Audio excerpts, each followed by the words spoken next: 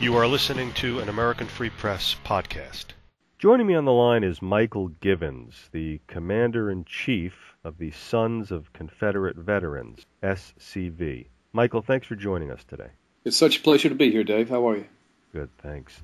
Michael, for the benefit of our listeners, who are the Sons of Confederate Veterans? Well, we are pretty much what the name implies. We are the descendants of Confederate soldiers, sailors, and Marines, the people that fought to defend their country from invasion in 1861 through 1865. Okay, so you actually are a descendant of one of the military people in that war?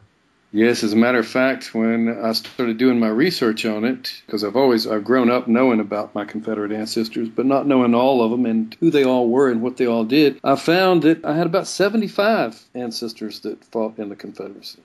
Wow, that's a big number. It is a big number, but I don't think it's really that unusual. If all of your family came from the South, if they were in the South at the time, and they were old enough or young enough to carry a musket, they were pretty much in the war. Mm-hmm. Now, in USA Today, yesterday I believe, there was an article, Confederate Group Fights for State Specialty Plates.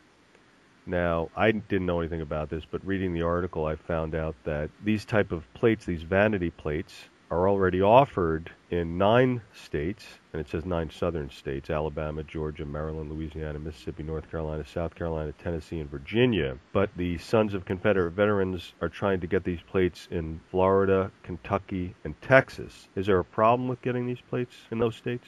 Sometimes there's an opposition to it in the States. People in general are nervous about seeing a Confederate flag, and there's usually a Confederate flag that's on the vanity plate, but we haven't had too much problem with it. There's some opposition usually, and then once people understand what it's really about, then it's usually okay. I'd like to see it in even more states. You know, we have what we call divisions in many states. It'd be nice to see one in Illinois. We've got a very strong division in Indiana, and it'd be nice to see them with vanity plate. And, you know, it does multiple things. People get to learn about the organization. They can then find out about it. And the more people know about America and her history, and the more people know about organizations that honor American history, I think the better it is for the country. Mm-hmm. Now, who are these groups that are fighting against the right for people to display Confederate license plates?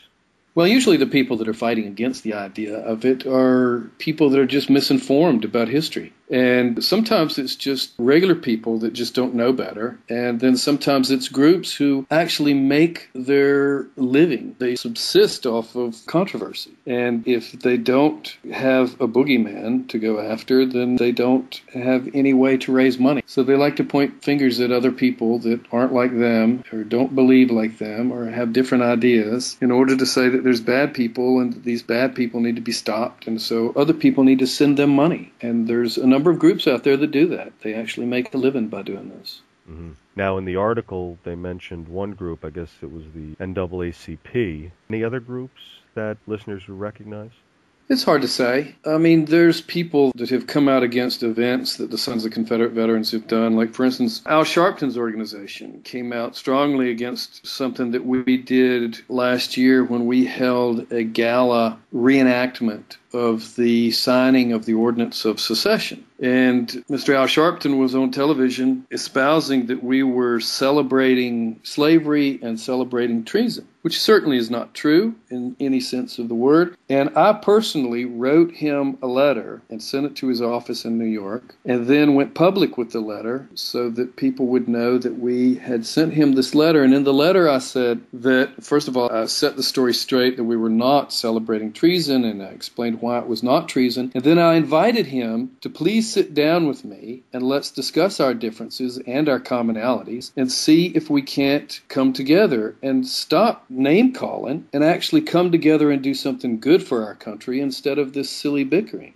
And needless to say, he didn't get back to you. No, I never heard a word from him. Never, not a word. We've done that before. I mean, we've reached out to the NAACP and we try to speak to them, and they don't want to talk. All they want to do is hold rallies, and they call us bad names.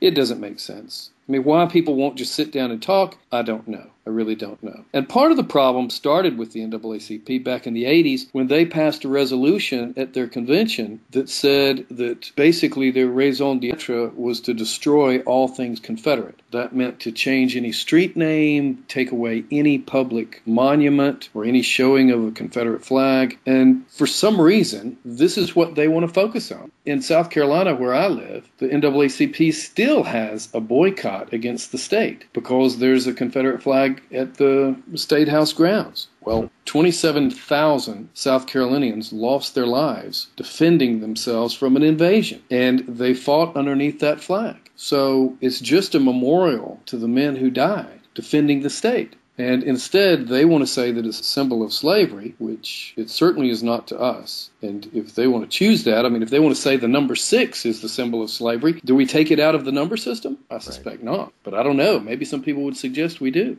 But as you said, this is how these groups make money. They need the bad guy to raise their funds. That's a fact. And is it just primarily then African American groups, or are there other groups that are interested in stopping this? There's other groups. I mean, if you want me to name names, it's the Southern Poverty Law Center. They make a living out of pointing fingers at boogeymen and sending letters to people, particularly up north, telling them how bad things are in the South, which is just not true. And it's all about raising money. It's never about helping people. It's about raising money. And if you really wanted to help people, why can't everybody in America study the history of the country and study the history and culture of their own families and be proud of that? Why not? It seems to be okay for everybody except Confederate Americans. Now I'm looking at a couple of the license plates. Now they're showing one in Florida, but you guys don't have one in Florida yet. Is that right? No, we're just about to, though. There was some legal hurdles to jump over, and I think that that's well in play now, and I think they'll do well with it. Mm-hmm. Of course, you've got the numbers and letters on the plate and the state's name. And this particular plate has, I guess, a Confederate flag, and it says Confederate Heritage. What about the other plates? Are they similar in the way they look? You know, it's interesting because there's some that have the logo of the Sons of Confederate Veterans, like South Carolina and North Carolina have that. A number of them use that logo. It's an interesting way to look at it, though, because, see, if you have the logo on it, then you should only be a member of the Sons of Confederate Veterans to have that plate. And if you put just a Confederate flag, or like in Virginia, they've got a plate that has Robert E. Lee, and anybody can get those plates. And I think that's nice. So that's probably why they're doing it that way in Florida, so that more people can use the plates and enjoy them. Mm-hmm. And what is the website of the Sons of Confederate Veterans? We have two. The main one is www.scv.org, and then there's another one that is 1-800-MySouth.com, and that, incidentally, is our phone number as well, 1-800-MySouth. Okay. How many members are in the SCV? We have about 31,000 members in the Sons of Confederate Veterans. That's big. It's pretty big. It needs to be bigger, and I hope to make it bigger. In the article, Michael, it says that the SCV has gone to court a bunch of times to make sure that they could get these plates on vehicles. Is this like a regular thing that happens with the SCV, that they have to go to court just to be able to put these plates on cars? Well, oddly enough, it seems that the Sons of Confederate Veterans have to answer to higher laws than anybody else. Kentucky decided that they would put together a plate honoring the birthday of Abraham Lincoln. And they managed to push it through the legislature with no problems whatsoever and with virtually no restrictions. And then when the SCV came along and said, hey, we'd like to do a plate, they said, oh, well, you have to do this, this, this, and this, and you have to pay a certain amount of money. You have to have so many signatures in order to get it, which was completely different from what they needed for the Lincoln plate. So if they want to play games like that, then we have to take them to court. And we're happy to do that. We deserve the same rights as anybody else.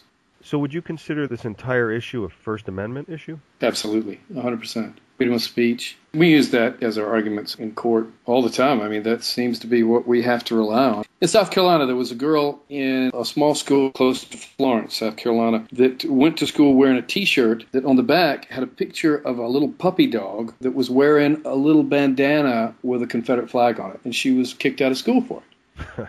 How ridiculous is that? And it was a straight-A student, never had any record with anything, and the school's response was that we have to make sure that there's nothing that incites any violence. Who's going to attack her and want to beat the woman up because she's wearing a T-shirt with a puppy dog with a Confederate flag on his collar? I mean, what kind of person are you that wants to do that? I think I read about that. The case is still going on, and it's been going on for years. Wow. At least 6 years, I believe. Unbelievable. Yeah, I mean, she's already through college now. Mississippi Governor Haley Barbour said he's not going to denounce a proposal for a state-issued license plate to honor Confederate General Nathan Bedford Forrest, who was an early leader of the Ku Klux Klan. Do you folks have any contact with Governor Barbour or elected officials in your quest to get your plates spread across a variety of states? Yes, of course. But again, this is just more madness. It's just PC madness because General Forrest was actually brought before Congress. They exonerated him and proved that he was not one of the men that started the Ku Klux Klan. He was not. Forrest had a whole brigade of black cavalrymen, and he said that he loved them, that they were as good a fighting force as anybody he's ever seen. And as a matter of fact, we've got a member in the Sons of Confederate Veterans who lives in Florida, and his grandfather was one of Nathan Bedford Forrest cavalrymen, and he was black. And when he was a child, his grandfather used to bounce him on his knee and tell him stories about Nathan Bedford Forrest. These are nothing but lies told by people that, again, want to quell a part of American history. Mm-hmm. According to the research that I've done, Nathan Bedford Forrest was partially responsible in shutting the Klan down. The Ku Klux Klan started as a force to oppose the military occupation of the South, and eventually it turned into something that it didn't need to be. And Nathan Bedford Forrest was one of the guys that said you need to shut this thing down, and they shut it down. It then started again around the 1920s and 30s, which was based on immigration, but that was a completely different organization, and I don't have any sympathies for any of them. But it's wrong to say that Nathan Bedford Forrest was one of the originators of the Ku Klux Klan. He was not. But yet, we still have a governor of Mississippi who still is espousing those lies. If you tell a lie long enough, right? Oh, yeah, absolutely. It's the same thing about the idea of slavery. It's this whole idea that Abraham Lincoln called for 75,000 troops to go to South Carolina and kill people to stop slavery. It's simply not true. People say that the war was fought for slavery, but yet Abraham Lincoln, the man who started the war, the man who maintained the war, the man who continued the war, insisted that the war was not fought for slavery. But yet somehow these yahoos today seem to think that they know more than the man that actually started the war. That's interesting. Yeah. And you know what? We live in a country of laws. If you want to change the law, because slavery was legal whether we like it or not, if you want to change the law, change the law. You don't need to kill 620,000 human beings on the battlefield to change the law. Great point. A lot of disinformation. People need to educate themselves. What if some of our listeners want to help you folks out in your quest to get these plates on cars in different states? Do you take donations? Should they write emails to their legislators? What should they do? You know, if people want to help us out with these license plates in any place where these disagreements are happening, there's many things that they can do. They can certainly write letters, call their congressman. I tell you what, if you write a letter, if you handwrite or type up a letter, don't send an email. They don't read emails. People in the legislature don't read emails. They throw them away. It's very easy to ignore them. But if you send a letter through the U.S. mail, I had a senator tell me one time that when he gets a letter in the mail that somebody actually took the time to write, he considers it the same as 100 phone calls. That's how powerful a letter is. Wow. Now, if you really want to make a difference, show up in his office. Go to your state capitol. Or go to Washington, D.C., and just walk into your representative's office and say, you know what, I'm tired of the nonsense. How about telling people the truth? How about treat people fairly? Then, oh my goodness, you'll see those people, they will pucker up. They can't stand that. They don't actually want to be in the presence of their constituents. They can't stand it. And, of course, we always need funds. So if anybody wants to donate, we're wide open to that. And you can just find us on the website, and we can help take care of it. And, you know, the thing is, we don't just do things like that. We've got a relief fund. We helped a lot of people during Katrina. We're helping people during these recent tornadoes. And if people need help, we have a relief fund to help people with that. We do a lot of benevolent service as well, besides just education. So the Sons of Confederate Veterans has something for just about everybody. And again, if you've got Confederate ancestors, we need you. Even if you don't, we still need you. But in order to join the organization, you need to have Confederate ancestors. And we sure would love to have you. That sounds great. Michael Givens, Commander-in-Chief of the Sons of the Confederate Veterans. That's scv.org. I want to thank you so much for taking the time out of your schedule to explain all this to our listeners. And best of luck in getting the plates on the cars. Thank you very kindly, Dave. It's a pleasure talking to you, and I'd love to talk to you again sometime. Me too. Thanks, Michael.